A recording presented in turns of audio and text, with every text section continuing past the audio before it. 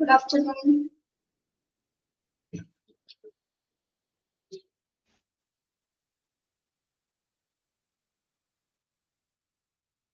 Good afternoon, ma'am. Good afternoon. Good afternoon, ma'am. Good afternoon. Good afternoon.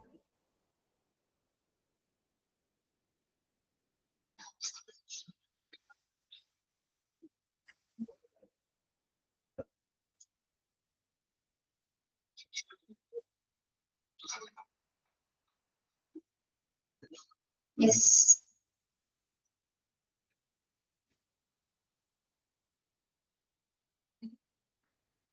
Good afternoon, Vijay.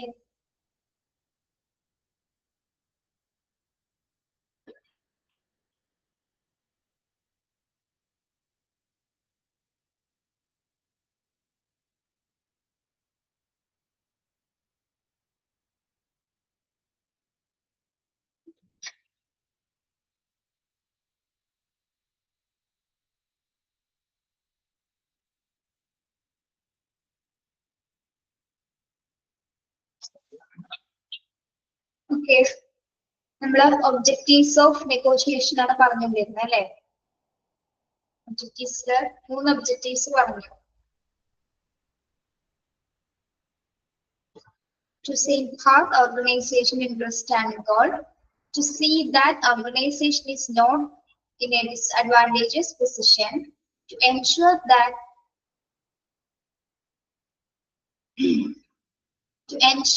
organization gets all benefits which can easily and comparatively come to it in normal circumstances. Okay. ഒന്ന് പറഞ്ഞു നിങ്ങൾ what are the characteristics of A good negotiator. എന്തൊക്കെ characteristics ആണുള്ളത്?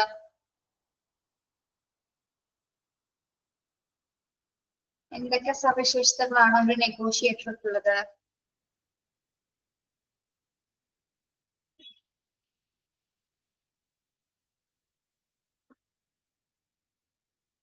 Efficiency in communication, good knowledge of particular material,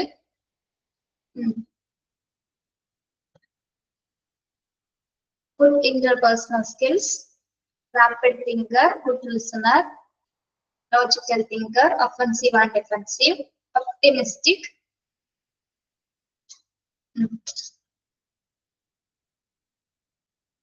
good sense of humor. Okay. Okay, clear അല്ലേ? Logical thinker ആണ്. Yes. Okay.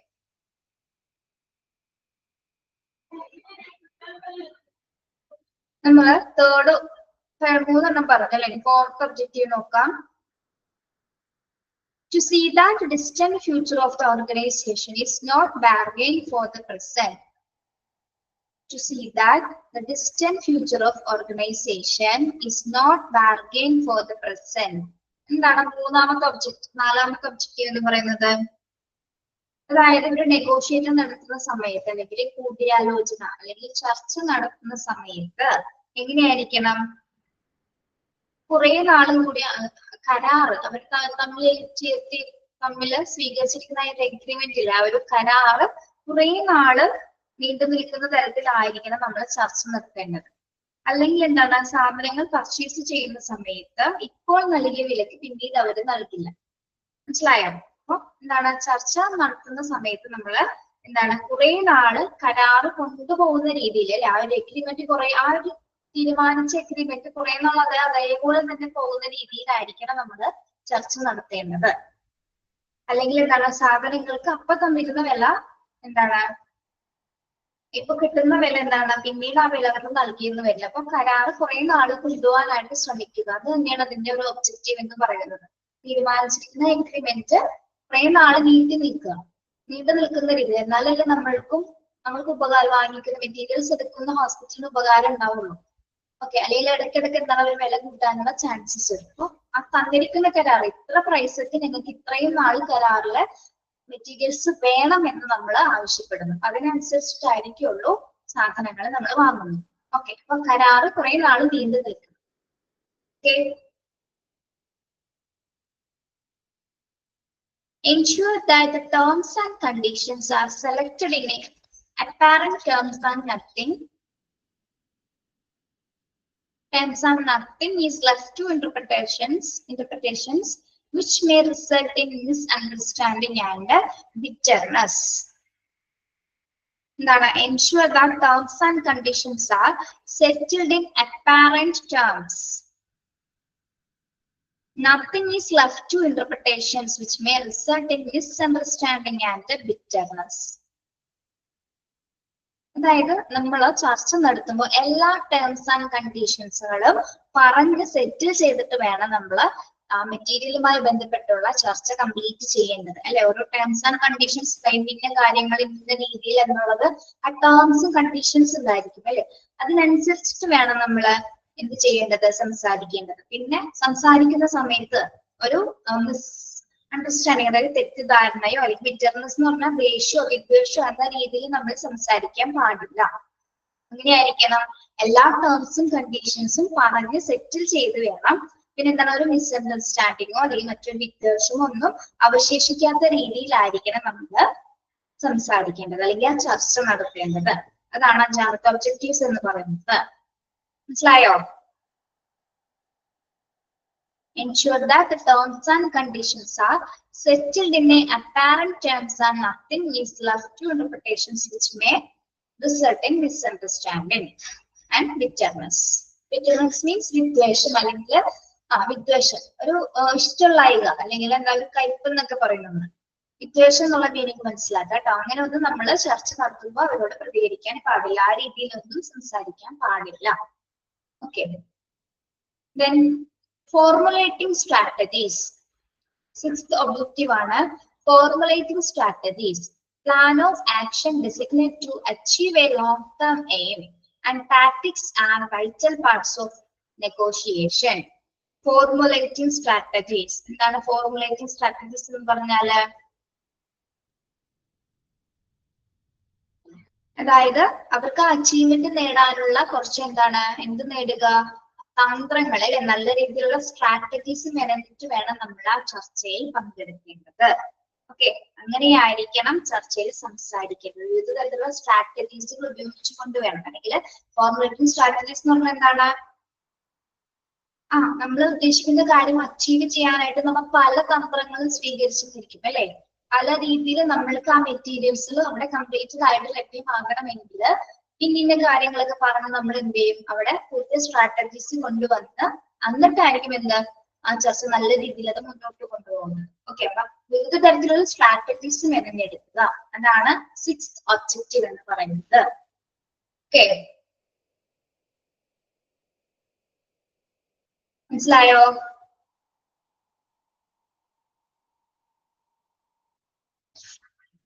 To see that distant future in organization is to be bargained for the present. എന്താണ് ചർച്ച നടത്തുമ്പോൾ കുറെ നാള് കരാറ് കൊണ്ടുപോകുന്ന രീതിയിലായിരിക്കണം നമ്മൾ ചർച്ച നടത്തേണ്ടത്. അല്ലെങ്കിൽ സാധനങ്ങൾ പർച്ചേസ് ചെയ്യുന്ന സമയത്ത് നൽകിയ വിലയ്ക്ക് പിന്നീട് അത് കിട്ടണമെന്നില്ല. ആ കരാറ് മാറിക്കഴിഞ്ഞാൽ ചിലപ്പോൾ ആ പൈസക്ക് ആ സാധനം കിട്ടില്ല. ഓക്കെ, ആ ഒരു എഗ്രിമെന്റിന്റെ ബേസിലായിരിക്കും കുറെ നാളെ സെയിം പ്രൈസിൽ തന്നെ കിട്ടുന്നത്. ആ എഗ്രിമെന്റ് ഇടയ്ക്കിടയ്ക്ക് നമ്മൾ മാറ്റാനും പാടില്ല. കുറെ നാളത്തേക്കായിരിക്കും, ഇത്ര മാസത്തേക്ക് എന്നായിരിക്കണം നമ്മൾ കരാർ എഴുതേണ്ടത്. ഓക്കെ, അതാണ് ഫിഫ്ത് പോയിന്റ് എന്ന് പറയുന്നത്. Then ensure that terms and conditions settled apparent terms. എന്താണ് നമ്മള് എല്ലാ ടേംസും കണ്ടീഷൻസ് ഒക്കെ പറഞ്ഞ് അത് സെറ്റിൽ ചെയ്തിട്ട് വേണം നമ്മൾ സംസാരിക്കാനായിട്ട്. ഏതൊരു വിധത്തില് വിദ്വേഷത്തിലോ അല്ലെങ്കിൽ തെറ്റിദ്ധാരണ കൂടിയോടൊന്നും നമ്മൾ അതിൽ സംസാരിക്കാനായിട്ട് പാടുള്ളതല്ല. ഓക്കെ, ആ ഒരു ചർച്ച നടക്കുമ്പോൾ അങ്ങനെയൊന്നും സംസാരിക്കരുത്. Then formulating strategies. നമ്മൾക്ക് അച്ചീവ് ചെയ്യാനായിട്ട്, നമ്മളുടെ കാര്യം അച്ചീവ് ചെയ്യുന്ന തരത്തിലുള്ള സ്ട്രാറ്റജീസ് അല്ലെങ്കിൽ തന്ത്രങ്ങൾ നമുക്ക് അവിടെ മെനയാൻ, സ്ട്രാറ്റജീസ് നമുക്ക് അവിടെ പുതിയതായിട്ട് ഉണ്ടാക്കിയെടുക്കാനും സാധിക്കും. Okay, so these are the objectives of negotiation. മനസ്സിലായോ?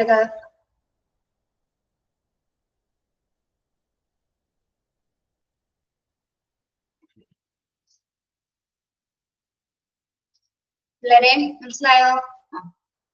ഇനി നെഗോഷിയേഷൻ കമ്മിറ്റിയിൽ ആരൊക്കെയാണ് ഇൻക്ലൂഡ് ചെയ്യുന്നത്, ആരൊക്കെയാണ് ഇതിനകത്ത് വരുന്നത്? Negotiation committee includes of the purchase manager. ആരൊക്കെയാണ്? Purchase manager, finance manager, particular person from the user department and most probably administration also. ആരൊക്കെ ഉണ്ടായിരിക്കും ഈ കമ്മിറ്റിയില്?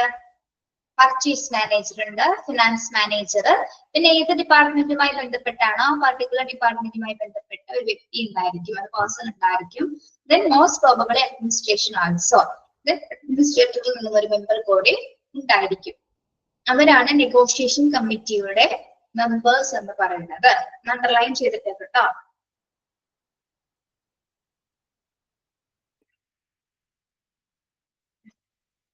യെസ്. ഇനി process of negotiation. Process of negotiation 3 phases ഉണ്ട്. ശ്രദ്ധിച്ചിരിക്കണം കേട്ടോ. 3 phases ഉണ്ട് പ്രോസസ്സിന്. Negotiation പ്രോസസ്സിന് 3 ഘട്ടങ്ങളുണ്ട്. അതില് ഒന്നാമത്തെ ഘട്ടം പ്രീ നെഗോഷിയേഷൻ ഫേസ്, രണ്ടാമത്തേത് മീറ്റിംഗ് ഫേസ്, ദെൻ മൂന്നാമത്തേത് post negotiation phase or executive phase. അപ്പോ 3 ഫേസിലെ ഫസ്റ്റ് ഫേസ് എന്ന് പറയുന്നത്, ഫസ്റ്റ് ഘട്ടം എന്ന് പറയുന്നത് എന്താണ്? Pre negotiation phase. Pre negotiation phase എന്ന് പറഞ്ഞാൽ എന്താണ്? ചർച്ചയ്ക്ക് മുമ്പുള്ള ഒരു ഘട്ടം അല്ലെ? ചർച്ച നടക്കുന്നതിന് മുമ്പുള്ള കുറച്ച് കാര്യങ്ങളാണ്. അതിൽ നമുക്ക് 5 സ്റ്റെപ്പ് വരുന്നുണ്ട്. ചർച്ചയ്ക്ക് മുമ്പായിട്ട് 5 കാര്യങ്ങൾ വരുന്നുണ്ട്, 5 സ്റ്റെപ്പ് ഉണ്ട്. ഏതൊക്കെയാണ്? Correct information about the material. ചർച്ചയ്ക്ക് മുമ്പ് നമ്മൾ മനസ്സിലാക്കിയ കുറച്ച് കാര്യങ്ങളാണ്. എന്തൊക്കെയാണ്? Correct information about the material. മെറ്റീരിയലിനെ കുറിച്ചിട്ടുള്ള എല്ലാ ഇൻഫോർമേഷൻസ്, കറക്റ്റ് ആയിട്ടുള്ള ഇൻഫോർമേഷൻസ് ഉണ്ടായിരിക്കണം. പിന്നെ അത് അറിഞ്ഞിരിക്കണം. Analysis consisting of information with other tenders. എന്താണ് analysis consisting of information with other tenders? എന്താണ് ടെൻഡർ എന്ന് പറഞ്ഞാല്? ടെൻഡേഴ്സ്, ടെൻഡർ കൊടുക്കാന്ന് കേട്ടിട്ടില്ല നമ്മള്? ടെൻഡർ എന്താണ്?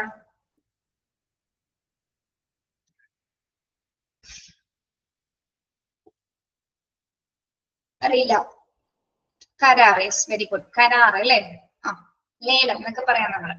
അപ്പൊ ആ ടെൻഡർ ഏത് ടെൻഡറാണ്, ഏത് കരാറാണ് നമ്മൾ അവിടെ ചെയ്യാൻ പോകുന്നത്, ഏത് എഗ്രിമെന്റ് ആണ് അവിടെ ചെയ്യുന്നതുമായി ബന്ധപ്പെട്ട ഒരു ഇൻഫർമേഷൻ നമ്മൾ അനലൈസ് ചെയ്തിട്ടുണ്ടായിരിക്കണം. എപ്പോ? ചർച്ചയ്ക്ക് മുമ്പായിട്ടുള്ള ഘട്ടത്തിൽ കേട്ടോ. ആദ്യം തന്നെ എന്തുണ്ടായിരിക്കണം? Correct information about the material. മെറ്റീരിയലിനെ കുറിച്ചിട്ടുള്ള കറക്റ്റ് ഇൻഫോർമേഷൻ ഉണ്ടായിരിക്കണം. ദെൻ അതിന്റെ കരാർ എങ്ങനെയാണ്, അതിന്റെ ടെൻഡർ എങ്ങനെയാണെന്ന് നമുക്ക് അനലൈസ് ചെയ്തിട്ടുണ്ടായിരിക്കണം. പിന്നെ തേർഡ് സ്റ്റെപ്പ് എന്ന് പറഞ്ഞാൽ എന്താണ്? Objectives define how much maximum we can go. Objective defined how much maximum we can go. എന്താണത്? മൂന്നാമത്തെ സ്റ്റെപ്പ് എന്ന് പറയുന്നത് എന്താണ്?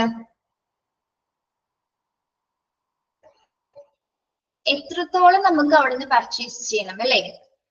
എത്രത്തോളം നമുക്ക് അവിടെ നിന്ന് എത്ര മെറ്റീരിയൽസ് അവിടെ നിന്ന് ആവശ്യമാണ്, മാക്സിമം നമുക്ക് എത്രത്തോളം അവിടെ നിന്ന് പർച്ചേസ് ചെയ്യാൻ സാധിക്കും എന്നുള്ള കാര്യങ്ങൾ, അല്ലെങ്കിൽ എത്രത്തോളം നമുക്കത് ആ ഒരു ഒബ്ജക്റ്റീവ്സ്, നമുക്ക് പർച്ചേസിങ് ഒബ്ജക്റ്റീവ്സ് നമുക്ക് അറിയാം അല്ലെ? ആ ഒബ്ജക്റ്റീവ്സിനനുസരിച്ചിട്ട് നമുക്ക് അവിടെ പറയാൻ സാധിക്കണം അല്ലെ? ഇന്ന മെറ്റീരിയൽസ് ഇത്ര പ്രാവശ്യം അല്ലെങ്കിൽ ഇത്ര തവണ ഇത്ര എണ്ണം ഇത് നമുക്ക് കറക്റ്റ് ആയിട്ട് വേണം എന്നുള്ള രീതിയിൽ നമുക്ക് അത് അവതരിപ്പിക്കാനായിട്ട് അവിടെ കഴിയണം. ഓക്കെ. ദെൻ ഫോർത്ത് സ്റ്റെപ്പ് എന്ന് പറയുന്നത് എന്താണ്? Developing strategies. ഇനി ഒരു ഘട്ടത്തില് ചർച്ച നടക്കുന്ന സമയത്തിൽ എന്താണ് എന്തെങ്കിലും പറ്റാത്ത ഘട്ടങ്ങൾ വരുമ്പോൾ നമ്മൾ ആ ഒരു എന്താണ് ഫോർമുലേറ്റ് ചെയ്യണം അല്ലെ? സ്ട്രാറ്റജീസ് ഫോർമുലേറ്റ് ചെയ്യാനായിട്ട് നമ്മൾ ശ്രമിക്കണം. ഇപ്പൊ ഒന്നും ചർച്ച ഒന്നും റെഡി ആവുന്നില്ല, ഒരു സൊല്യൂഷനിലേക്ക് എത്തുന്നില്ല എന്നാണെങ്കിൽ എന്താണ് നമ്മൾ അവിടെ എന്ത് ചെയ്യണം? ഡെവലപ്പിംഗ് സ്ട്രാറ്റജീസ്, തന്ത്രങ്ങളെ മെനഞ്ഞെടുക്കുക, തന്ത്രങ്ങള് നമ്മൾ ഡെവലപ്പ് ചെയ്യാനായിട്ട് ശ്രമിക്കണം. അതാണ് 4ാമത്തെ സ്റ്റെപ്പ്. ഓക്കെ. ഇനി 5ാമത് എന്താണ്? Preliminary tactics.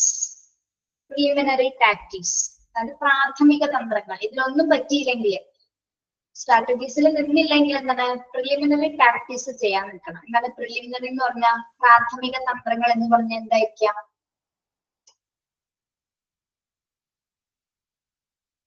ഒരു എക്സാമ്പിൾ പറയാൻ പറ്റും പ്രാഥമികമായ തന്ത്രങ്ങൾ എന്ന് പറയുമ്പോൾ?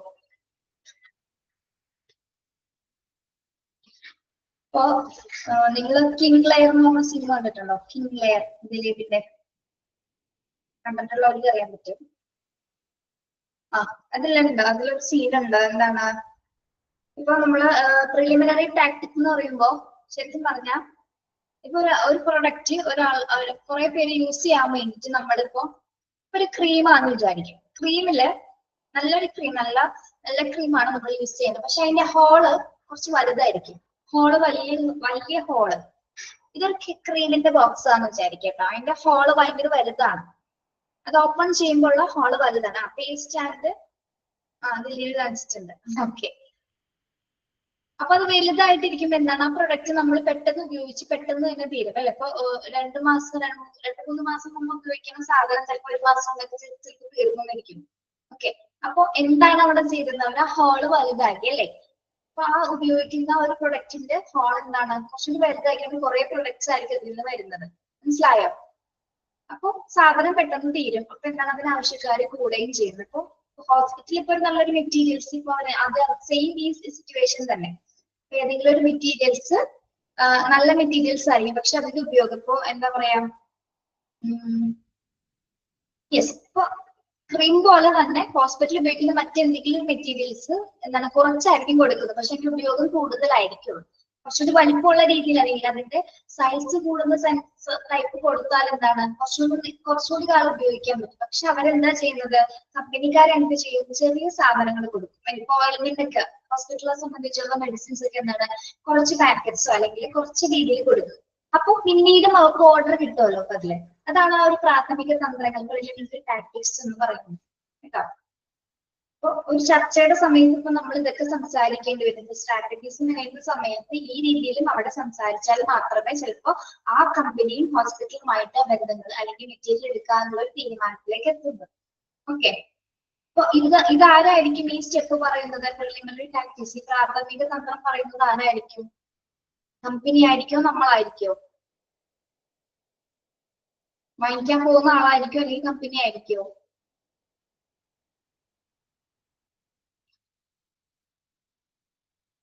ആരായിരിക്കും?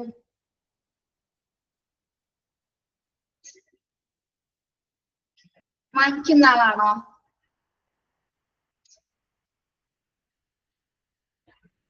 കമ്പനിയാണ് അല്ലെ. അവരുടെ സാധനം വാങ്ങിക്കാൻ വേണ്ടിയല്ല അവർ കുറച്ചും കൂടി നല്ല രീതിയിലുള്ള തന്ത്രം ചെയ്യുള്ളൂ. യെസ്. ഓക്കെ, അതാണ് അവിടെ പറയുന്നത് കേട്ടോ. നിങ്ങൾ ആ പേരുകൾ മാത്രം ഓർത്ത് വെച്ചാൽ മതി, വേറെ എക്സ്പ്ലനേഷൻസ് ഒന്നും പഠിക്കണ്ട കേട്ടോ. കമ്പനിക്ക് പ്രോഫിറ്റ് ഉണ്ടാവുന്ന രീതിയിലായിരിക്കുള്ളൂ കമ്പനി പെരുമാറുള്ളൂ അല്ലെ. ഓക്കെ. അപ്പോ പ്രീ നെഗോഷിയേഷൻ ഫേസിന് 5 സ്റ്റെപ്പുകൾ ഉണ്ട്. 5 സ്റ്റെപ്പുകൾ ബൈഹാർട്ടാക്കി പഠിച്ചു വെക്കാം കേട്ടോ. 5 സ്റ്റെപ്പ് എന്ന് പറഞ്ഞാൽ എന്തൊക്കെയാണ്? Correct information about the material, analysis consisting of information with the vendors, with other vendors, objective define how much maximum we can go, then developing strategies and preliminary tactics. 5 സ്റ്റെപ്പാണ് ഒരു ചർച്ചയ്ക്ക് മുമ്പുള്ള കാര്യങ്ങൾ എന്ന് പറയുന്നത്. Okay. Yes. Then second phase എന്താണ്? Meeting phase will not be completed in one meeting. ഇനി രണ്ടാമത്തെ ഘട്ടം എന്ന് പറയുന്നത് മീറ്റിംഗ് ഫേസ് ആണ് അല്ലെ. അപ്പൊ ഈ 2 ഘട്ടം ഈ ഫേസിൽ എന്താണ്, മീറ്റിംഗിനോടുകൂടി എന്താണെന്ന് കംപ്ലീറ്റ് ആവുന്നില്ല.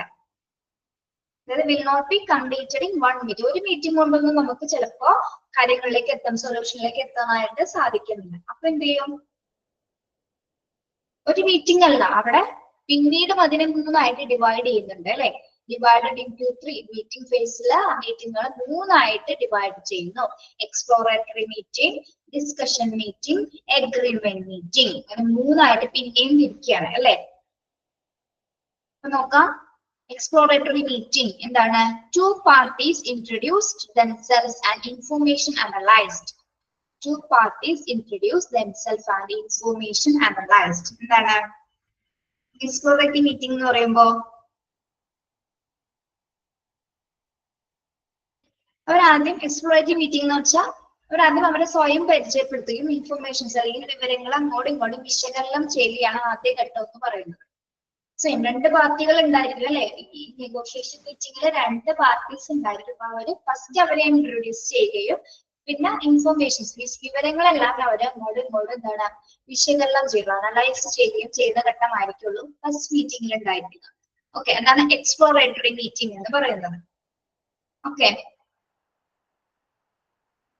അടുത്തത് ഡിസ്കഷൻ മീറ്റിംഗ്, ഇഷ്യൂ ഡിസ്കസ്ഡ് അല്ലെ, ഏതാണോ പെർട്ടിക്കുലർ സബ്ജക്ട് ടോപ്പിക് ഏതാണോ അതുമായി ബന്ധപ്പെട്ടുള്ള കാര്യങ്ങൾ ഡിസ്കസ് ചെയ്യുന്നു, അങ്ങോട്ടും ഇങ്ങോട്ടും പരസ്പരം ഡിസ്കസ് ചെയ്യുന്നു, രണ്ട് പാർട്ടികൾ തമ്മിൽ ചർച്ച നടത്തുന്നു. ദെൻ തേർഡ് മീറ്റിംഗ് എന്ന് പറയുന്നത് എന്താണ്? Agreement meeting. അപ്പൊ ഫസ്റ്റ് അവരെന്താ ചെയ്തത്? എഗ്രിമെന്റിലേക്ക് വരട്ടെ കേട്ടോ. എന്താണ് അവരാദ്യം സ്വയം പരിചയപ്പെടുത്തി ഇൻഫർമേഷൻസ് അനലൈസ് ചെയ്തു, പിന്നെ ഇഷ്യൂ ഡിസ്കസ് ചെയ്തു. രണ്ടാമത്തെ ഘട്ടത്തില് ഇഷ്യൂ എന്താണെന്ന് ഡിസ്കസ് ചെയ്തു. ആ ഘട്ടത്തിൽ നിന്ന് അതിനുശേഷം എന്താണ്? Agreement meeting. ഇനി ഡിസ്കഷൻ ഒക്കെ കഴിഞ്ഞു, എന്ത് ചെയ്യാൻ പോകുന്നു? Agreement reached and the contract is signed by the both parties. അപ്പൊ ഡിസ്കഷൻ ഒക്കെ കഴിഞ്ഞ് എഗ്രിമെന്റ് ചെയ്യാനല്ലേ, അവരെ സൈൻ ചെയ്യുന്ന രണ്ട് പാർട്ടികളും തമ്മിൽ മെറ്റീരിയൽ എടുക്കാം അല്ലെങ്കിൽ മെറ്റീരിയൽസ് വാങ്ങാം എന്നൊരു ധാരണയിൽ അവര് കോൺട്രാക്റ്റില് സൈൻ ചെയ്യും. അതാണ് മൂന്നാമത്തെ ഘട്ടം എന്ന് പറയുന്നത്, മൂന്നാമത്തെ മീറ്റിംഗ് എന്ന് പറയുന്നത്. ഓക്കെ, അപ്പൊ മീറ്റിംഗ് ഫേസിൽ ഒരു മീറ്റിംഗ് കൊണ്ട് ഒന്നും കംപ്ലീറ്റ് ആവുന്നില്ല. അതുകൊണ്ട് തന്നെ എന്താണ്, അതിനെ മൂന്നായിട്ട് നമ്മൾ ഡിവൈഡ് ചെയ്യുന്നു. ഒന്ന് exploratory meeting, discussion meeting, agreement meeting. Okay, മനസ്സിലായോ?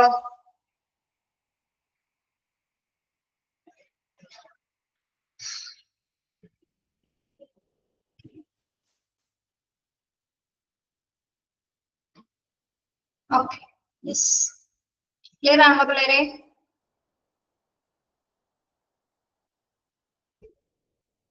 Then C, post negotiation phase or executive phase. മൂന്നാമത്തെ ഘട്ടം എന്ന് പറയുന്നത് എക്സിക്യൂട്ടീവ് ഫേസ് ആണ് കേട്ടോ. എക്സിക്യൂട്ടീവ്, അതായത് ഡിസ്കഷൻ ഒക്കെ കഴിഞ്ഞതിന് ശേഷം സാധനം എന്താണ്? പർച്ചേസ് ചെയ്യാൻ പോവാണ് അല്ലെ, ഓർഡർ കൊടുക്കാൻ പോകുന്ന ഒരു ഘട്ടമാണ്, എക്സിക്യൂട്ടീവ് ചെയ്യുന്ന ഘട്ടമാണ്. അതായത് ഇത് നടപ്പിലാക്കുന്നു. Agreement is carried out, agreement നടപ്പിലാക്കുന്ന ഘട്ടമാണ് മൂന്നാമത്തെ ഘട്ടം. ഓക്കെ, അതിന്റെ സ്റ്റെപ്പുകൾ എന്തൊക്കെയാണ്? To place the purchase order, ഏത് പ്ലേസിലേക്കാണോ അത് പർച്ചേസ് ഓർഡർ ചെയ്യുന്നു. Inspection at the source. Inspection at the source എന്ന് പറഞ്ഞാൽ എന്താണ്? നമ്മൾ ആരിൽ നിന്നാണ് വാങ്ങിക്കുന്നത്, അപ്പൊ അവരുമായ ഒരു ഇൻസ്പെക്ഷൻ ചെയ്യുന്നത്. അതായത് ഏതൊക്കെ സാധനങ്ങളാണ്, മെറ്റീരിയലിന്റെ ഉറവിടം, എവിടെ നിന്നാണ് മെറ്റീരിയൽ വരുന്നത്, മെറ്റീരിയൽ അതായത് ഗോഡൌണിൽ നിന്നാണോ അല്ലെങ്കിൽ ഏത് പ്ലേസിൽ നിന്നാണ്, എങ്ങനെയാണ് ഈ സാധനം ഇവിടെ എത്തുന്നത്, ഏത് സോഴ്സിൽ നിന്നാണ് വരുന്നതെന്നൊക്കെ നമ്മളൊന്ന് ഇൻസ്പെക്ട് ചെയ്യണം. ഓക്കെ, സാധനം വാങ്ങിക്കുന്നതിന് മുമ്പായിട്ട് തന്നെ. ഓക്കെ,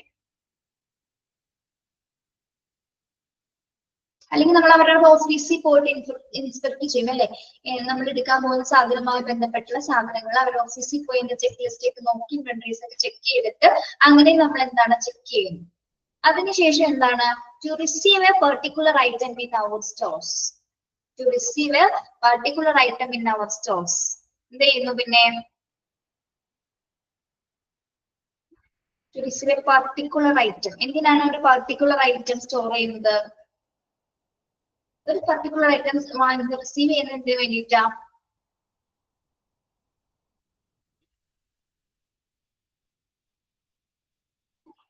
പെർട്ടിക്കുലർ ആയിട്ട് ഏത് ഐറ്റം ഒരു സാമ്പിൾ പോലെ നമ്മൾ എന്ത് ചെയ്യുന്നത് അത് സ്വീകരിക്കും. അത് ഉപയോഗത്തിന് വേണ്ടിയിട്ട് ഒരു സാമ്പിളിന് വേണ്ടിയിട്ട് ഒരു ട്രയലിന് വേണ്ടിയിട്ടായിട്ട് നമ്മളൊരു പെർട്ടിക്കുലർ ഐറ്റം അവർ നമുക്ക് സ്വീകരിക്കും.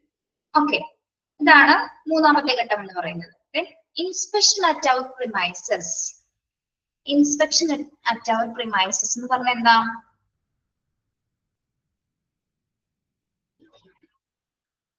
അതായത് നമ്മളുടെ ഹോസ്പിറ്റലിൽ എത്തിക്കുന്ന ആ ഒരു പരിസരം, ഇപ്പൊ മെറ്റീരിയൽസ് കൊണ്ടുവരുന്ന പരിസരം നമ്മൾ എന്ത് ചെയ്യുന്നു?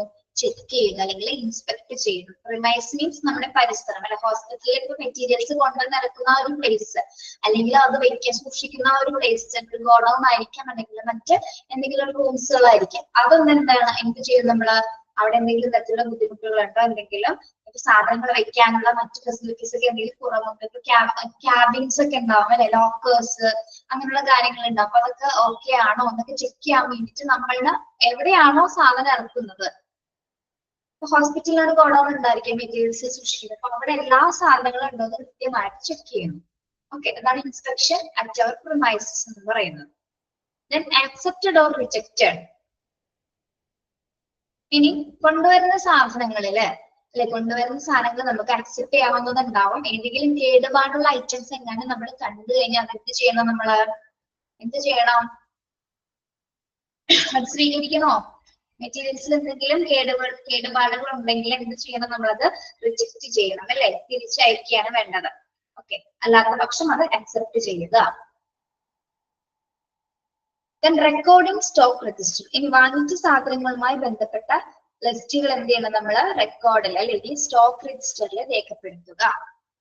Okay, installing capital equipment of storing.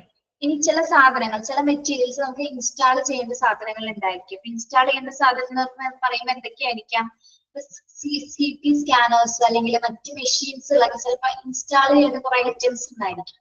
അങ്ങനെയുള്ള സാധനങ്ങൾ എന്ത് ചെയ്യണം, നമ്മള് എന്ത് ചെയ്യണം, വിലപിടിപ്പുള്ള സാധനങ്ങൾ ആയതിനാൽ തന്നെ നാം കൃത്യമായ രീതിയിലായിരിക്കണം അത് ഇൻസ്റ്റാൾ ചെയ്യുന്നത്. നമുക്കത് തോന്നിയ സ്ഥലത്തൊന്നും കൊണ്ടുവയ്ക്കാനായിട്ട് പാടില്ല. അപ്പൊ കൊണ്ടുവരുമ്പോൾ തന്നെ അത് എന്ത് ചെയ്യണം, കണക്ട് ചെയ്യണം അല്ലെങ്കിൽ ഇൻസ്റ്റാൾ ചെയ്യേണ്ടതാണ്. മറ്റെവിടെയൊന്നും മാറ്റി വെക്കാനായിട്ട് പാടുള്ളതല്ല. Okay, payment. ഇതെല്ലാം കഴിഞ്ഞതിന് ശേഷമാണ് എന്ത് പേയ്മെന്റ് ചെയ്യുന്നത്. സാധനങ്ങളൊക്കെ പർച്ചേസ് ചെയ്ത് കഴിഞ്ഞു, വെക്കേണ്ട സാധനങ്ങളൊക്കെ വെച്ചു, കണക്ട് ചെയ്തു, ആവശ്യമില്ലാത്ത സാധനങ്ങളൊക്കെ തിരിച്ചു കൊടുത്തു. എല്ലാം കഴിഞ്ഞതിന് ശേഷം എന്ത് ചെയ്യുന്നത്, പേയ്മെന്റ് രേഖപ്പെടുത്തുന്നത്. ഓക്കെ, ഇതാണ് പോസ്റ്റ് നെഗോഷിയേഷൻ ഫേസ് അഥവാ എക്സിക്യൂട്ടീവ് ഫേസ് എന്ന് പറയുന്നത്. എക്സിക്യൂട്ടീവ് ഫേസിന് നിരവധി സ്റ്റെപ്പുകൾ വരുന്നുണ്ട്. ഒന്ന്, to place purchase order. Purchase order എവിടെയാണ് ഇറക്കേണ്ടത്, അത് എവിടെയാണെന്നുള്ളത് കൃത്യമായിട്ട് പറയുന്നു. എവിടെയത് സാധനങ്ങൾ ഇറക്കണം അല്ലെ. പിന്നെ ഇൻസ്പെക്ഷൻ അറ്റ് ദ സോഴ്സ്. എവിടെ നിന്നാണ് ഈ സാധനം വരുന്നത്, മെറ്റീരിയൽസ്, ആ മെറ്റീരിയൽസ് ഇറക്കുന്ന അല്ലെങ്കിൽ അവിടെ നിന്ന് വരുന്ന സ്ഥലങ്ങൾ അല്ലെങ്കിൽ നമ്മുടെ ഓഫീസ് നമ്മളൊന്ന് ഇൻസ്പെക്ട് ചെയ്യണം. എല്ലാ സാധനങ്ങളും കൃത്യമായിട്ടാണ് നമുക്ക് അയച്ചിരിക്കുന്നത്. എല്ലാ ഇൻവെന്ററീസ് ഒക്കെ ഒന്ന് കൂടി ചെക്ക് ചെയ്യുക. ഏത് സോഴ്സിൽ നിന്നാണ്, ഗോഡൌണിൽ നിന്നാണോ മറ്റു ഓഫീസിൽ നിന്നാണോ മറ്റു സ്ഥലങ്ങളിൽ നിന്നാണോ സാധനങ്ങൾ വരുന്നത് എന്നുള്ളത് ഇൻസ്പെക്ട് ചെയ്യുക. പിന്നീട് ഒരു പർട്ടിക്കുലർ ഐറ്റംസ് സ്റ്റോർ ചെയ്ത് വെക്കുക. To receive particular item in our stores. Then inspection at our premises. നമ്മൾ കൊണ്ടുവരുന്ന മെറ്റീരിയൽസ് സൂക്ഷിക്കുന്ന ഗോഡൌണോ അല്ലെങ്കിൽ മറ്റു റൂംസുകളോ മറ്റു പ്ലേസസ് ഉണ്ടെങ്കിൽ തന്നെ അത് നമ്മൾ എന്ത് ചെയ്യണം, ഇൻസ്പെക്ട് ചെയ്യേണ്ടതാണ്. Then accepted or rejected. ആവശ്യമില്ലാത്ത അല്ലെങ്കിൽ ഏതെങ്കിലും ഗുണമേന്മ കുറഞ്ഞ സാധനങ്ങൾ ഉണ്ടെങ്കിൽ നമ്മൾ അത് റിജക്ട് ചെയ്യുക, അല്ലാത്ത പക്ഷം അത് ആക്സെപ്റ്റ് ചെയ്യുക. Then recording stock register. വാങ്ങിച്ച സാധനങ്ങളെല്ലാം തന്നെ സ്റ്റോക്ക് രജിസ്റ്ററിൽ നമ്മൾ റെക്കോർഡ് ചെയ്യുക. Then installing or storing. ഇപ്പൊ ഇൻസ്റ്റാൾ ചെയ്യുന്ന മെഷീൻസോ എക്യുപ്മെന്റ്സോ ഉണ്ടെങ്കിൽ കൃത്യമായിട്ട് അത് ഇൻസ്റ്റാൾ ചെയ്യുക അല്ലെങ്കിൽ അത് സ്റ്റോർ ചെയ്ത് വെക്കുക. അതിനുശേഷം ലാസ്റ്റ് ആയിരിക്കണം എന്ത് ചെയ്യേണ്ടത്, പേയ്മെന്റ് ചെയ്യേണ്ടത്. ഓക്കെ, ഇതാണ് post negotiation phase or executive phase എന്ന് പറയുന്നത്. ഓക്കെ, നമ്മുടെ പ്രോസസ് ഓഫ് നെഗോഷിയേഷന് 3 ഫേസസ് ഉണ്ട്. Pre negotiation phase, meeting phase, executive phase. Pre negotiation ഫേസിൽ 5 സ്റ്റെപ്പ് വരുന്നുണ്ട്. 5 സ്റ്റെപ്പിന്റെ പേരുകൾ ഒന്ന് ഓർത്ത് വെക്കുക കേട്ടോ. പേരുകൾ നോട്ട് ചെയ്ത് വെക്കുക. എക്സ്പ്ലനേഷൻ ഒന്നും പഠിക്കേണ്ട, പേരുകൾ മാത്രം നോട്ട് ചെയ്ത് വെക്കുക. ദെൻ മീറ്റിംഗ് ഫേസിൽ നമ്മൾ ഒരു മീറ്റിംഗോടുകൂടി ഒന്നും നടക്കുന്നില്ല അല്ലെ. അപ്പൊ അതിനെ 3 ആയിട്ട് നമ്മൾ ഡിവൈഡ് ചെയ്യുന്നു. എക്സ്പ്ലോറേറ്ററി മീറ്റിംഗ്, മീറ്റിംഗുകളുടെ പേര് പഠിക്കണം കേട്ടോ. Exploratory meeting, discussion meeting, agreement meeting. Then post negotiation ഫേസിൽ agreement is carried out. Agreement കൊടുത്തതിന് ശേഷം എന്താണ്, നടപ്പിലാക്കിയതിനു ശേഷം വരുന്ന കുറച്ച് സ്റ്റെപ്പുകളാണ് നമ്മൾക്ക് പറഞ്ഞത്. ഒന്ന് പെട്ടെന്ന് വായിച്ചു നോക്കി.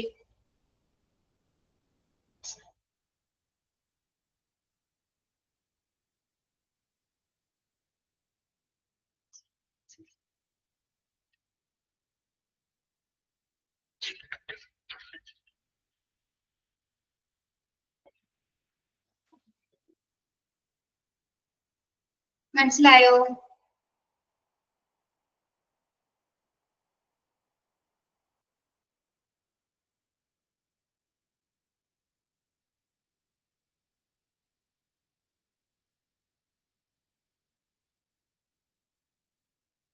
യെസ്, അടുത്ത ഭാഗം എടുക്കുകയാണ് കേട്ടോ. Purchasing procedures. ഇനി വരുന്നത് പർച്ചേസിംഗ് പ്രൊസീജിയേഴ്സ് ആണ്. അതിനും കുറെ സ്റ്റെപ്പുകൾ വരുന്നുണ്ട് കേട്ടോ. Purchasing requisition, purchase enquiry, quotation from supplier, comparative statements, purchase order, then invoice bill. നോക്കാം. പർച്ചേസിംഗ് പ്രൊസീജിയേഴ്സ് എന്തൊക്കെയാണ്? പർച്ചേസ് റിക്വസിഷൻ, സാധനം വാങ്ങിക്കുമ്പോൾ ഉള്ള പ്രൊസീജിയേഴ്സ് ആണ് നമ്മൾ പറയുന്നത്. അപ്പൊ പർച്ചേസ് റിക്വസിഷൻ എന്ന് വെച്ചാൽ എന്താണ്? അഭ്യർത്ഥിക്കുക അല്ലെങ്കിൽ ആവശ്യപ്പെടുക, ഏത് ഐറ്റം ആണ് നമുക്ക് വേണ്ടതെന്നുള്ളതുമായി ബന്ധപ്പെട്ട് നമ്മളത് അല്ലെങ്കിൽ റിക്വസ്റ്റ് ചെയ്യണം, അല്ലെങ്കിൽ അഭ്യർത്ഥിക്കണം, അല്ലെങ്കിൽ ആവശ്യപ്പെടുന്നു. Received from use department to the purchasing department, it consists of quantity of material, specification of material, date in which the item should be received. അപ്പൊ നമുക്ക് ഏത് സാധനം ഏത് ഡിപ്പാർട്ട്മെന്റിലേക്കാണ് വേണ്ടത്, എത്ര ക്വാണ്ടിറ്റിയിൽ വേണം, എത്ര സ്പെസിഫൈ ചെയ്തിട്ടുള്ള മെറ്റീരിയൽ, സ്പെസിഫിക് ആയിട്ടുള്ള മെറ്റീരിയൽസിൽ ഏതൊക്കെ വേണം, പിന്നെ ഏത് ഡേറ്റില് ഈ സാധനം റിസീവ് ആവും എന്നുള്ള കാര്യങ്ങളാണ് പർച്ചേസ് റിക്വസിഷനിൽ വരുന്നത്. ഇപ്പൊ നമ്മളൊരു സാധനം വാങ്ങിക്കാൻ പോകുമ്പോൾ ഏത് സാധനം വേണം, അതിന് എത്രണ്ണം വേണം, എത്ര ക്വാണ്ടിറ്റി വേണം എന്നുള്ള കാര്യങ്ങളൊക്കെ വരുന്നത് പർച്ചേസ് റിക്വസിഷൻ ബേസിലാണ്. സോറി, ബേസിലല്ല കേട്ടോ, പ്രൊസീജിയറിലാണ് കേട്ടോ. പർച്ചേസ് റിക്വസിഷൻ എന്ന് പറഞ്ഞാല് ഏത് സാധനം വേണം, നമുക്ക് ഒരു ഡിപ്പാർട്ട്മെന്റിന് ആവശ്യമായിട്ടുള്ള സാധനം എത്രത്തോളം വേണം എന്നുള്ള കാര്യമാണ് പർച്ചേസ് റിക്വസിഷനിൽ വരുന്നത്. അത് എപ്പോ നമ്മളെ കയ്യിൽ റിസീവ് ചെയ്യാൻ സാധിക്കും, ഏത് ഡേറ്റിൽ അത് കിട്ടും എന്നുള്ള കാര്യങ്ങളാണ് പർച്ചേസ് റിക്വസിഷനിൽ വരുന്നത്. Okay. When purchase enquiry from purchase department to the supplier includes lead time, quantity, specification. ഈ purchase enquiry എന്ന് പറഞ്ഞാൽ എന്താണ്? നമ്മുടെ ഏത് ഡിപ്പാർട്ട്മെന്റിനാണ് സാധനം വാങ്ങിക്കുന്നത് അതുമായി ബന്ധപ്പെട്ട എൻക്വയറി നടത്താം അല്ലെ.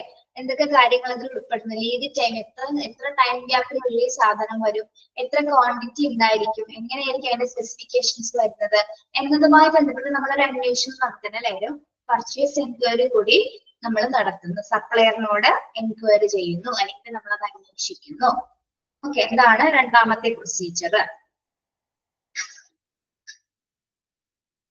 ഓക്കെ, ഇപ്പൊ സാധനം ഓർഡർ ചെയ്യുമ്പോൾ നമ്മൾ അവരോട് ചോദിക്കാറില്ല ഇത് എപ്പോ വരും, എത്ര ദിവസത്തിനുള്ളിൽ എത്തും. ഓൺലൈൻ ആണെങ്കിലും നമ്മൾ ചോദിക്കും അല്ലെ, എത്ര ദിവസത്തിനുള്ളിൽ എത്തും, കറക്റ്റ് ആയിട്ട് തന്നെ നല്ല ക്വാളിറ്റി ഉണ്ടായിരിക്കുമോ എന്നൊക്കെ നമ്മൾ ചോദിക്കാറില്ലേ. ഇത് തന്നെയാണ് പറയുന്നത് പർച്ചേസ് എൻക്വയറി. അടുത്തത് quotation from supplier to the purchase department includes price of material, quantity etcetera. ഇനി quotation from supplier to the purchase department. Quotations എന്ന് പറഞ്ഞാൽ എന്താ? കൊട്ടേഷൻസ് കരാർ അല്ലെ, ടെൻഡർ. നമ്മൾ നേരത്തെ പറഞ്ഞ പോലെ ഒരു എഗ്രിമെന്റ് അല്ലെങ്കിൽ കരാർ അടിസ്ഥാനത്തില് നമ്മൾ എങ്ങനെയാണ് ഏത് പ്രൈസിൽ അത് കിട്ടും, എത്ര മെറ്റീരിയൽസ് ഉണ്ടായിരിക്കും, എത്ര ക്വാണ്ടിറ്റി ഉണ്ടായിരിക്കും എന്നൊക്കെ നമ്മൾ ആ ഒരു കരാറ് കൊടുത്തിട്ടുണ്ട്. അപ്പൊ ആ ഒരു പ്രോസസ്സിന്റെ അടിസ്ഥാനത്തിൽ, ആ കരാറിന്റെ അടിസ്ഥാനത്തിലായിരിക്കും ഓരോ സാധനങ്ങൾ വരുന്നത്. Okay,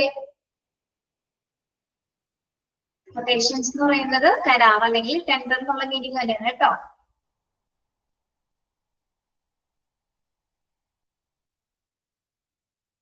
quotation from supplier to purchase department അതിൽ എന്തൊക്കെ കാര്യങ്ങൾ ഉൾപ്പെടുന്നു? Includes price of material, quantity etcetera. Okay, മെറ്റീരിയലിന്റെ പ്രൈസും ക്വാണ്ടിറ്റിയുമാണ് ആ കരാറിൽ ആദ്യം തീരുമാനിക്കുന്നത് അല്ലെ. ആ കരാർ അടിസ്ഥാനത്തിലായിരിക്കും നമ്മൾ ആ സാധനങ്ങൾ പർച്ചേസ് ചെയ്യുന്നത്. ഓക്കെ, ഇനി comparative statement, compare different quotations. Comparative statement, compare different quotations. അപ്പോ ഡിഫറെന്റ് ആയിട്ടുള്ള കരാറുകൾ ഉണ്ടായിരിക്കാം അല്ലെ. ഇപ്പൊ ചിലപ്പോൾ ചില മെറ്റീരിയൽ എടുക്കുന്ന സമയത്ത് ഇപ്പൊ നമുക്ക് ഏറ്റവും യോജിച്ച കരാർ ഏതാണ്, യോജിച്ച കൊട്ടേഷൻ ഏതാണ്, അതായിരിക്കും നമ്മൾ സെലക്ട് ചെയ്യുന്നത്.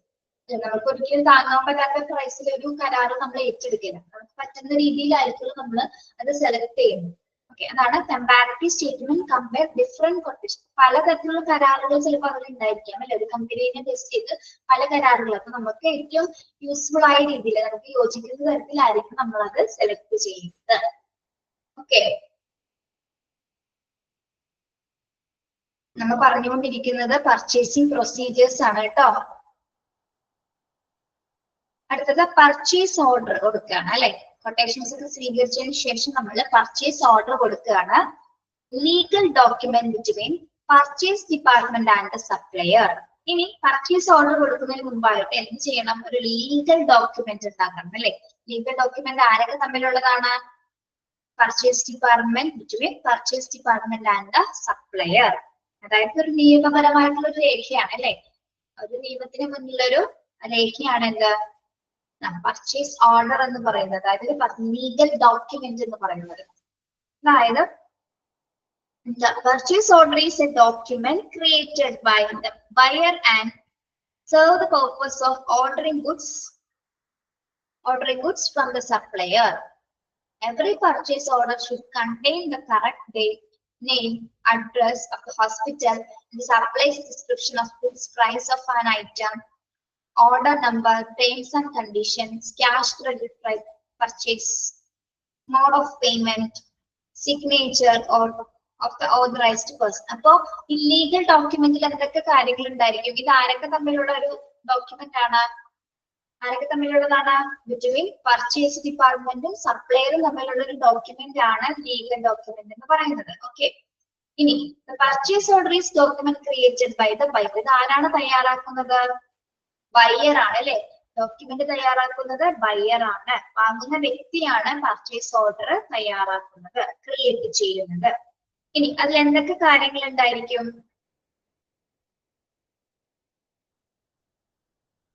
Every purchase order should contain the correct date, correct date, name, address of the hospital and the supplies, description of goods, goods under, price of the item, order number, terms and conditions, cash ആണോ credit ആണോ എന്നുള്ളത് കൃത്യമായിട്ട് അതിൽ രേഖപ്പെടുത്തിയിട്ടുണ്ടോ? Mode of payment, ക്യാഷോ ചെക്കോ അങ്ങനെയുള്ളത് ഏത് മോഡിലാണോ payment ചെയ്യുന്നത് അങ്ങനെയെങ്കിൽ അങ്ങനെ. Then signature of the authorized person. Last എന്ത് വേണം? ഒരു ഓതറൈസ്ഡ് പേഴ്സന്റെ സൈൻ ഉണ്ടായിരിക്കണം. ഇതിൽ മാത്രമാണ്, അതോടുകൂടിയാണ് ലീഗൽ ഡോക്യുമെന്റ് ഫിനിഷ് ചെയ്യുന്നത് കേട്ടോ. ഈ ലീഗൽ ഡോക്യുമെന്റ്സിൽ ഇത്രയും കാര്യങ്ങളായിരിക്കുള്ളൂ അടങ്ങിയിട്ടുണ്ടാവുക. അത് തയ്യാറാക്കുന്നത് ആരാണ്? Document purchase order document create ചെയ്യുന്നത് ബയർ ആയിരിക്കും. വാങ്ങുന്ന വ്യക്തിയാണ് പർച്ചേസ് ഓർഡർ ക്രിയേറ്റ് ചെയ്യുന്നത്. ഓക്കെ,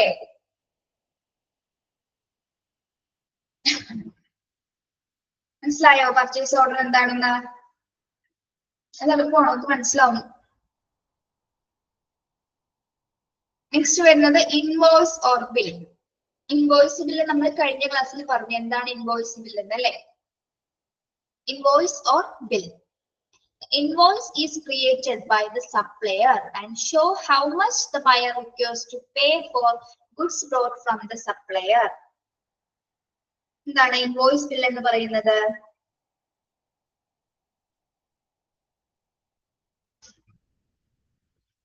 ഇൻഡെക്സ് ആണോ invoice bill?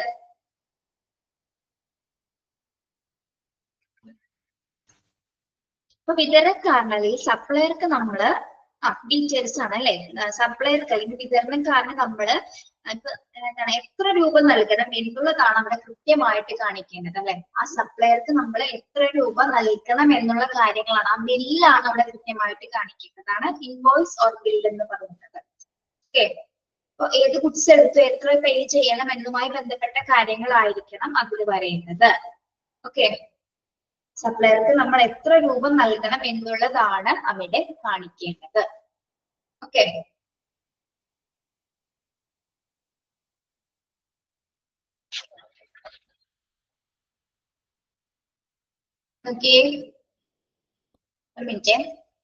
given by the supplier to the purchase department when the item is distributed, the bills are cleared by the finance and or account department. ഇനി supplier purchase ഡിപ്പാർട്ട്മെന്റിൽ നിന്ന് എന്താണ്? Supplier purchase ഡിപ്പാർട്ട്മെന്റിൽ നിന്ന് എല്ലാ സാധനവും distribute ചെയ്തു. അതിനുശേഷം എന്താണ്? ദ ബിൽസ് ആർ ക്ലിയർ, എല്ലാ ബില്ലും ക്ലിയർ ചെയ്തതിനു ശേഷം ബൈ ദ ഫിനാൻസ് അക്കൗണ്ട് ഡിപ്പാർട്ട്മെന്റിലേക്ക് നമ്മൾ എന്ത് ചെയ്യണം? ആ ബിൽസ് കൊടുക്കണം അല്ലെ.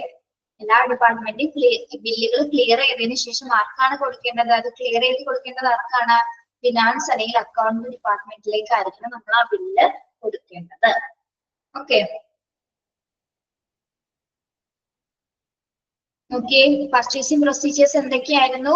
പർച്ചേസ് റിക്വസിഷൻ ഫസ്റ്റ് വരുന്നത്, നമ്മൾ എന്താണ് സാധനം, ഏത് മെറ്റീരിയൽ ആണ് നമുക്ക് ആവശ്യമായി വരുന്നത്, എത്ര ക്വാണ്ടിറ്റിയിൽ വേണം, അതിന് എത്ര സ്പെസിഫിക്കേഷൻ വേണം, എത്ര മെറ്റീരിയൽസ് ഏത് ഡേറ്റിൽ നമുക്ക് റിസീവ് ചെയ്യുന്ന കാര്യങ്ങളാണ് നമ്മൾ ആദ്യത്തെ പ്രൊസീജിയറിൽ ചെയ്യുന്നത് അല്ലെ, പർച്ചേസ് റിക്വസിഷൻ വരുന്നത്. സെക്കൻഡ് വൺ എന്താണ്? പർച്ചേസ് എൻക്വയറി നടത്തണം അല്ലെ സപ്ലയറിൽ നിന്ന് പർച്ചേസ് എൻക്വയറി നടത്തുന്നു. ഏത് ലീഡ് ടൈം എപ്പോഴാണ്, എത്ര ടൈം ഗ്യാപ്പിനുള്ളിൽ ഈ സാധനം വരും, എത്ര ക്വാണ്ടിറ്റി ഉണ്ടായിരിക്കും, എത്ര തരത്തിലായിരിക്കും അത് വരുന്നത് എന്നുള്ള കാര്യങ്ങൾ നമ്മൾ എൻക്വയറി ചെയ്യണമെങ്കിൽ അന്വേഷണം നടത്തുന്നു. പിന്നെ തേർഡ് പോയിന്റ് എന്താണ്? Third procedure, quotation from supplier to the purchase department include price of material, quantity, etc. ഇനി നമ്മൾ ഏത് കരാറടിസ്ഥാനത്തിലാണ്, ഏത് കൊട്ടേഷനിലാണ് നമ്മൾ ഈ സാധനം വാങ്ങിക്കുന്നത്, അതിന്റെ പ്രൈസ് എത്രയാണ്, എത്ര ക്വാണ്ടിറ്റി ഉണ്ട് നമുക്ക് കൃത്യമായിട്ട് നോക്കിയിട്ടാണ് നമ്മൾ ഈ സാധനം വാങ്ങിക്കുന്നത്. ഒരു കരാറുണ്ടാവും, ഒരു എഗ്രിമെന്റിന്റെ ബേസിലാണല്ലേ നമ്മൾ ഈ സാധനം വാങ്ങിക്കുന്നത്. ഓക്കെ, അത് ഓക്കെ ആണോ എന്നുള്ളത് കൃത്യമായിട്ട് ചെക്ക് ചെയ്യുന്നു. And comparative statement compare different quotations. ഇനി എന്താണ്, നമുക്ക് യോജിച്ച ഒരു കൊട്ടേഷൻ ആയിരിക്കും, യോജിച്ച കരാറായിരിക്കുമല്ലോ നമ്മൾ സ്വീകരിക്കേണ്ടത്. പല കരാറുകൾ ഉണ്ടാക്കാം. അപ്പൊ നമുക്ക് റീസണബിൾ ആയിട്ടുള്ള പ്രൈസിൽ നമുക്ക് പറ്റുന്ന രീതിയിലായിരിക്കും നമ്മൾ ആ കൊട്ടേഷൻ സ്വീകരിക്കുന്നത്.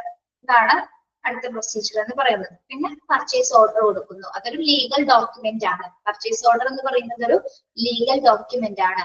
ആരൊക്കെ തമ്മിലാണ്? ബിറ്റ്വീൻ പർച്ചേസ് ഡിപ്പാർട്ട്മെന്റ് ആൻഡ് സപ്ലയറും തമ്മിലുള്ള ഒരു ഡോക്യുമെന്റ് ആണ് legal document. Purchase order is a document created by the buyer. ആരാണ് തയ്യാറാക്കുന്നത്? വാങ്ങുന്ന വ്യക്തിയാണ് പർച്ചേസ് ഓർഡർ തയ്യാറാക്കുന്നത്. ഓക്കെ, ഈ പർച്ചേസ് ഓർഡറിൽ എന്തൊക്കെ കാര്യങ്ങളാണ്, അല്ലെങ്കിൽ ഡോക്യുമെന്റ്സിൽ എന്തൊക്കെ വരുന്നുണ്ട്? പർച്ചേസ് ഓർഡറിലെ date, time, address of the hospital, supplies, description, goods, then time, terms and conditions, mode of payment, then last വരുന്നത് signature of the authorized person. ഇത്തരം കാര്യങ്ങളാണ് പർച്ചേസ് ഓർഡറിൽ വരുന്നത്. അതിനുശേഷമുള്ള പ്രൊസീജിയർ ആണ് എന്ത്? ഇൻവോയ്സ് ഓർ ബിൽ എന്ന് പറയുന്നത്. അല്ലെങ്കിൽ എന്താണ്?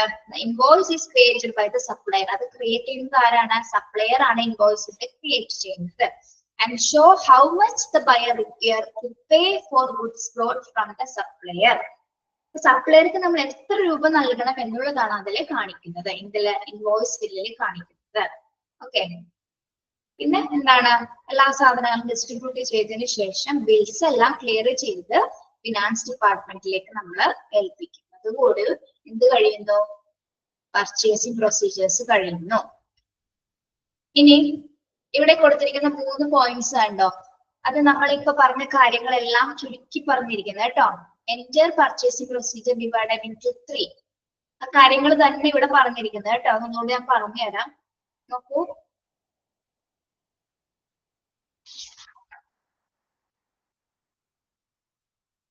പ്രീ പർച്ചേസ് സിസ്റ്റം, അതായത് പർച്ചേസിന് മുമ്പ് എന്തൊക്കെ കാര്യങ്ങളാണ്? Purchase requisition, purchase enquiry, reserving the quotations and comparative statement. നമ്മൾ ഫസ്റ്റ് ഭാഗങ്ങളിൽ നോക്കിയ പ്രൊസീജിയേഴ്സ് തന്നെ ഒന്ന് റിപ്പീറ്റ് ചെയ്ത് പറഞ്ഞിരിക്കുന്നുള്ളൂ കേട്ടോ. ഇതൊക്കെയാണ് പർച്ചേസ് സിസ്റ്റത്തിൽ വരുന്നത്. പർച്ചേസ് റിക്വസിഷൻ വരുന്നു, purchase enquiry, reserving the quotations and comparative statements. Okay, then second one വരുന്നത് എന്താണ്? Ordering system. നമ്മൾ പർച്ചേസ് ഓർഡർ ചെയ്തതിനു ശേഷം എന്താണ്? Preparation of purchase order and follow. Preparation of purchase order and follow. Okay. Then post purchasing system. Post purchasing system എന്തൊക്കെ വരുന്നു? Receiving of materials receive ചെയ്തത്, inspection materials check ചെയ്തത്, and payment of bills pay ചെയ്തത്. ഇത്തരം കാര്യങ്ങളാണ് purchasing പ്രൊസീജിയേഴ്സിൽ ഉൾപ്പെടുന്നത്. നമ്മൾ നേരത്തെ പറഞ്ഞ കാര്യങ്ങൾ ഒരു ചുരുക്ക രൂപത്തിൽ ഇവിടെ കൊടുത്തിരിക്കുന്നത് കേട്ടോ. അതായത് പർച്ചേസിംഗ് പ്രൊസീജിയറിന് നമ്മൾ 3 ഡിവൈഡ് ചെയ്തതാണ് ഇവിടെ കാണിക്കുന്നത്. ഓക്കെ, ഒന്ന് പ്രീ പർച്ചേസ് സിസ്റ്റം. നിങ്ങൾ ആ പേരുകൾ നോട്ട് ചെയ്യുക, അതിൽ എന്തൊക്കെ കാര്യങ്ങളാണ് വരുന്നതെന്ന് പഠിച്ചു വെക്കാം കേട്ടോ. പ്രീ പർച്ചേസ് സിസ്റ്റത്തിൽ എന്തൊക്കെ വരുന്നു? എന്തൊക്കെയാണ് വരുന്നത്? പർച്ചേസ് റിക്വസിഷൻ വരുന്നു, purchase enquiry, serving the quotations and the comparative statements. Okay, മനസ്സിലായോ first point?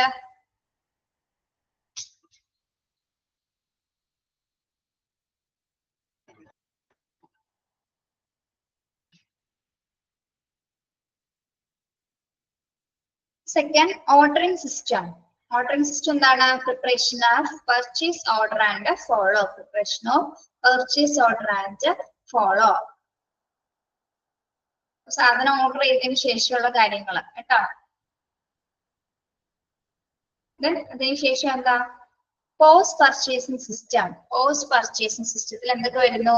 Receiving of materials, നമ്മൾ ആ മെറ്റീരിയൽ എല്ലാം തന്നെ സ്വീകരിച്ചു, ദെൻ ഇൻസ്പെക്ട് ചെയ്യുന്നു, then payment of bills, last എന്താണ്, ബില്ല് പേ ചെയ്യുന്നതോടുകൂടി എന്താണ്, പർച്ചേസിംഗ് പ്രൊസീജിയേഴ്സ് അവസാനിക്കുന്നു.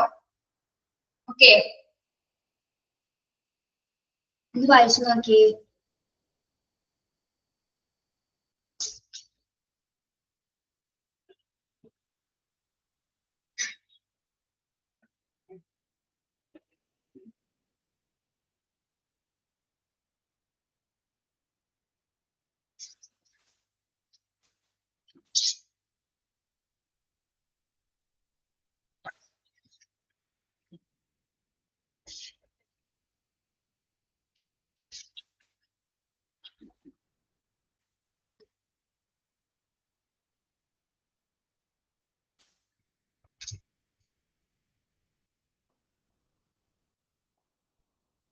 ഇവിടെ വരെ ക്ലിയർ ആണോ?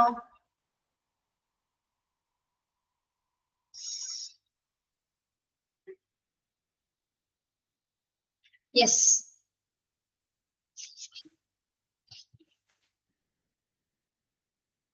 ഈ ഒരു സ്പീഡിൽ പോണെങ്കിൽ കുഴപ്പമില്ലല്ലോ പിള്ളേരെ, ഈ ഒരു സ്പീഡില് നമ്മുടെ ചാപ്റ്റർ തീരില്ല കേട്ടോ, ഇനി എടുക്കാനില്ലേ chapters.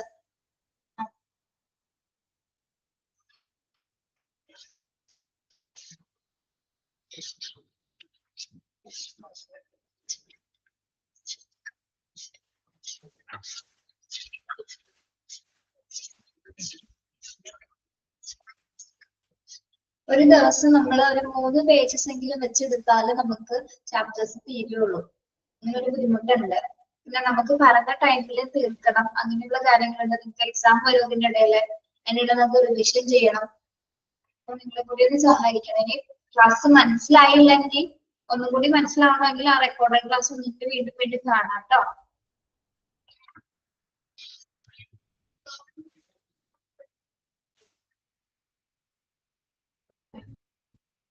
What are the 3 phases of negotiation phase? നെഗോഷിയേഷന്റെ 3 phases ഏതൊക്കെയാണ്?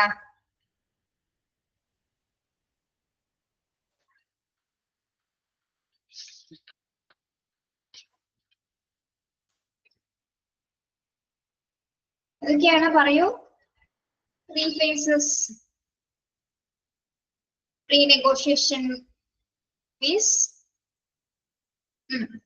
meeting phase, executive phase. അല്ലേ? Executive phase. പ്രീ-നെഗോഷിയേഷൻ ഫേസിൽ എത്ര സ്റ്റെപ്പ് വരുന്നുണ്ട്? എത്ര സ്റ്റെപ്സ് എന്നാണ് ചോദിച്ചത് കേട്ടോ. എത്ര സ്റ്റെപ്സുകൾ വരുന്നുണ്ട്? 5 സ്റ്റെപ്സുകൾ വരുന്നുണ്ട് അല്ലേ? ഓക്കെ, 5 സ്റ്റെപ്സുകൾ വരുന്നുണ്ട്. Then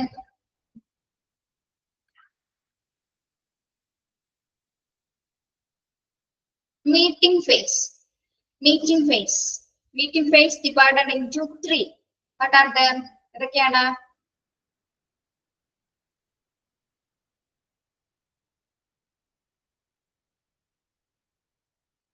Exploratory meeting, discussion meeting, agreement meeting. Okay.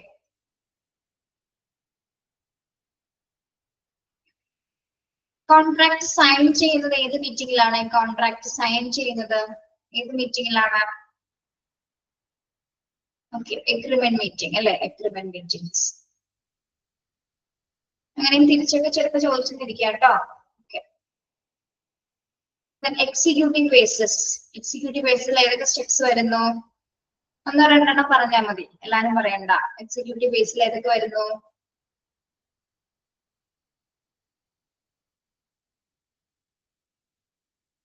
കൺസീറ,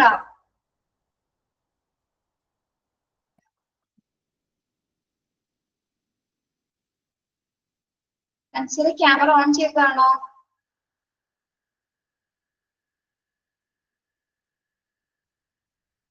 മിണ്ടുന്നില്ല. Okay, okay, very good. Yes, executive phase. Then purchasing procedures. എന്തൊക്കെയാണ് പർച്ചേസിംഗ് പ്രൊസീജിയേഴ്സ്? ഹെഡ് പോയിന്റ്സ് മാത്രം പറഞ്ഞാൽ മതി കേട്ടോ. പർച്ചേസിംഗ് പ്രൊസീജിയേഴ്സ് എന്തൊക്കെയാണ്?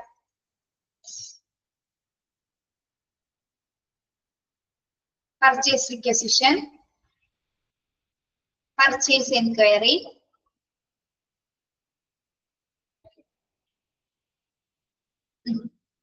ചെറിയ പോയിന്റ്സ് പറയണം കേട്ടോ. quotation from supplier to the purchase department, and comparative statement, compare different quotations. Then last alla purchase order, invoice bill,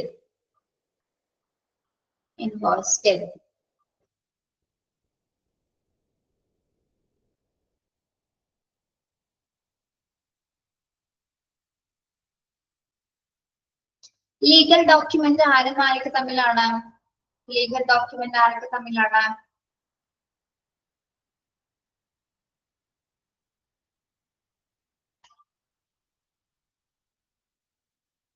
buyer and supplier. Purchase department and supplier. Okay, very good.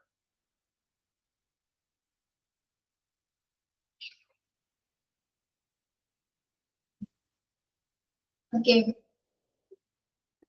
entire purchasing procedure divided into 3.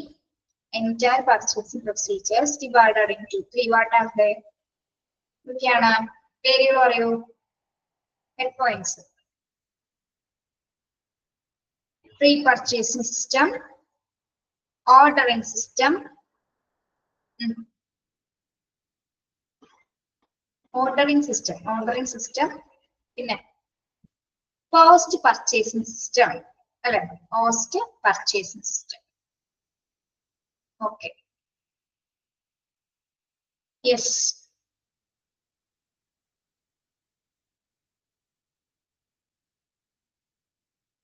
Okay, clear ആണോ? അത് എല്ലാരും എടുത്ത് വരെ clear ആണോ?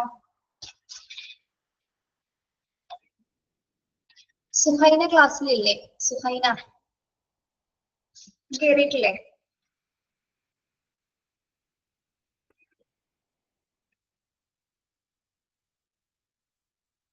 നമ്മളൊരു കാര്യം ചെയ്യണം. പിള്ളേരെ transfer of patient chapter complete ചെയ്തായിരുന്നോ? ട്രാൻസ്ഫർ ഓഫ് പേഷ്യന്റ് ഇല്ല, കംപ്ലീറ്റ് ചെയ്തിട്ടില്ല. യെസ്. ഓക്കെ, ക്വസ്റ്റ്യൻസ് ഒക്കെ തന്നില്ലേ? ഓക്കെ,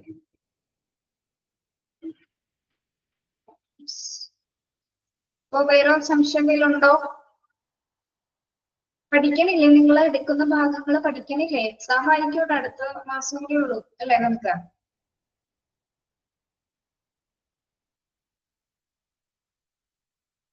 ഓക്കെ, വേറെ ഒന്നുമില്ല പറയാനൊന്നും ഇല്ലെങ്കിൽ അത് വൈൻഡപ്പ് ചെയ്താലോ?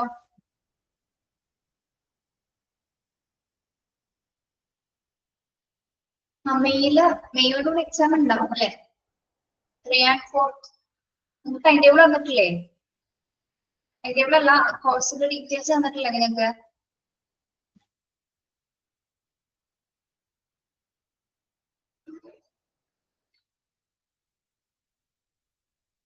Okay, yes. Okay, thank you. Have A nice day. ഇനി ട്യൂസ്ഡേ ആണ് കേട്ടോ. പഠിക്കാം കേട്ടോ. ശനി ഞായറൊക്കെ സമയം ഉണ്ടായിരുന്നു പഠിക്കാൻ എടുത്ത ഭാഗങ്ങള്.